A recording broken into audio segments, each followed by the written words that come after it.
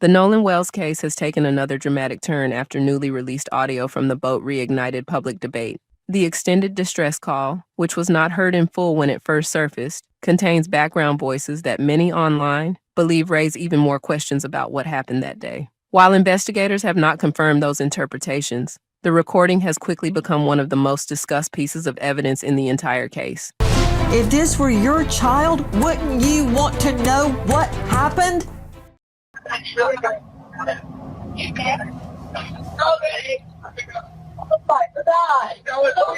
Detail Assistance, Vicky speaking. How can I help you?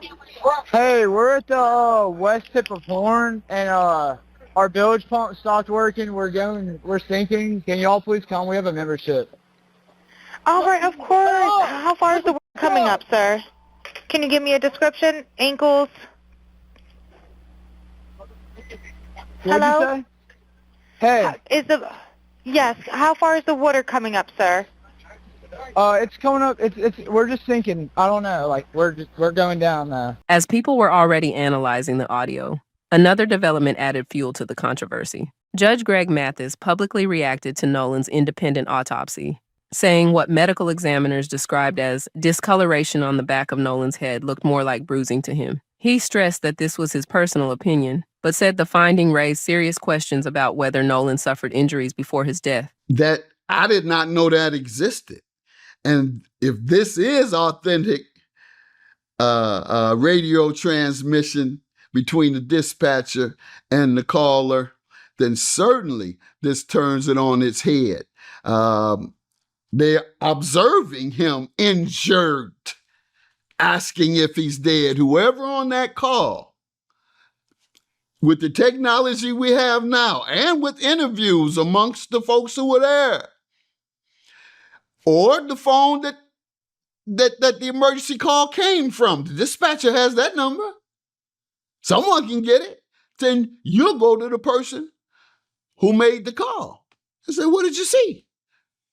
This is real easy if that is the case. So we'll see what they do with this evidence. The fact that there's some audio from the dispatcher where the person calling asks, or in the background, one or the other, asks, oh my God, is he dead? So that's a whole new level of evidence that I'm interested in seeing where they go with that. And perhaps that's what the prosecutor may have all of this information and say, we're not sharing it because we don't want to bias. We don't want to create bias, et cetera, in the case because in the media, and she may have that. She may have that and take it right to the grand jury. That's what I'm hoping, if they don't disclose it to the widespread media this week. Yeah, I don't know how you can justify that audio. Can't. Not with someone in the background saying, is he dead? Even if you were calling to say there was a fight, it sounds like you're looking at something that has already happened and you witnessed what happened and you're saying, did he die from what I just saw? That's what you're saying. Oh, is he dead? Or what? Somebody walked you from around the park and said, hey, or around the other boat dock and say, hey, come look at this. No, you were there. So if that video and audio is correct, it's a whole nother level of evidence that indicates culpability. And just for clarity, what do you personally believe happened to Nolan Wells? Well, what we're told is that he got on the boat with several white buddies in Mississippi, went to Fun Island, for lack of a better term, where everybody goes to this island to have fun on their boats. Overwhelmingly 90 to 100% white, 99.9 perhaps if you include Nolan. His buddies say they left him there. He ends up dead. His buddies say we left him there and we told him to come, let's go. He refused to go. However, we had his phone And you claim that everybody puts their phone away when they're on the island. And I don't believe that for 1 minute, that teenagers leave their phones for hours just because they're on the island.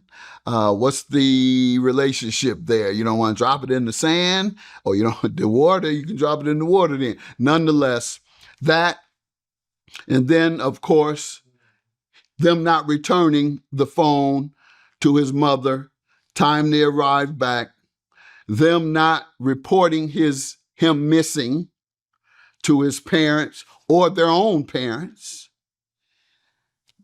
Then we have the young lady, Katie, who he allegedly stayed back to be with.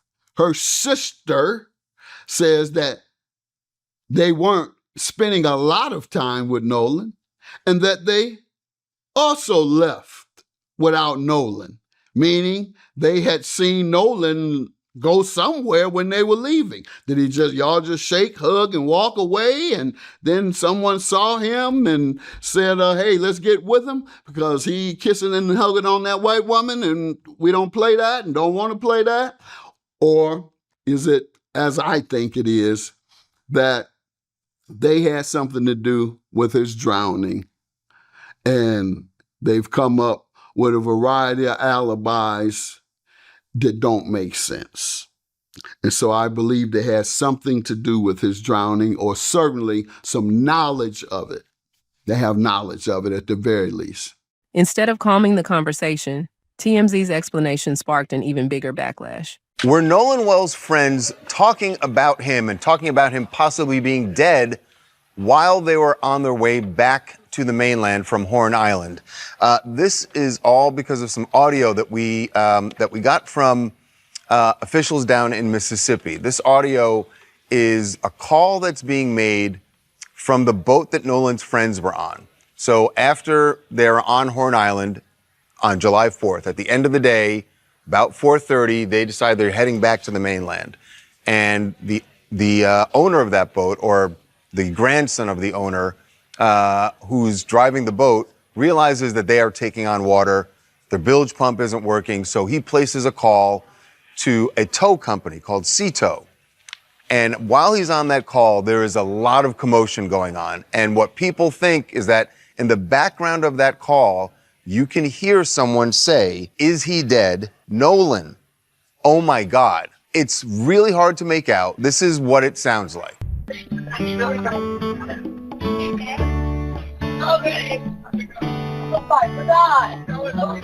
CETO Assistance, Vicky speaking. How can I help you? All right, of course. How far is the water coming up, sir? No, we do not need that. All right.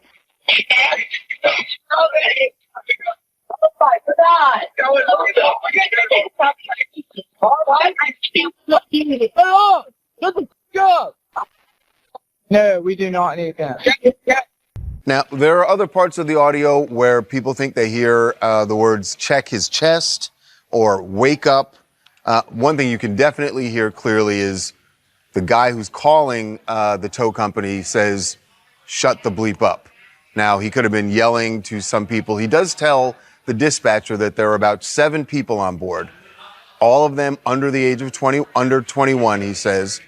Now, here's what doesn't make sense. If they really were, and again, that audio is very difficult to make out. I mean, you can definitely hear, "Oh my God." The Nolan and Izzy dead part is up to interpretation. What doesn't make sense is why would they, if they had something, if there'd been foul play and something happened to Nolan or someone did something to Nolan on that boat, why would they be talking about it loudly while he's on the phone to a tow company?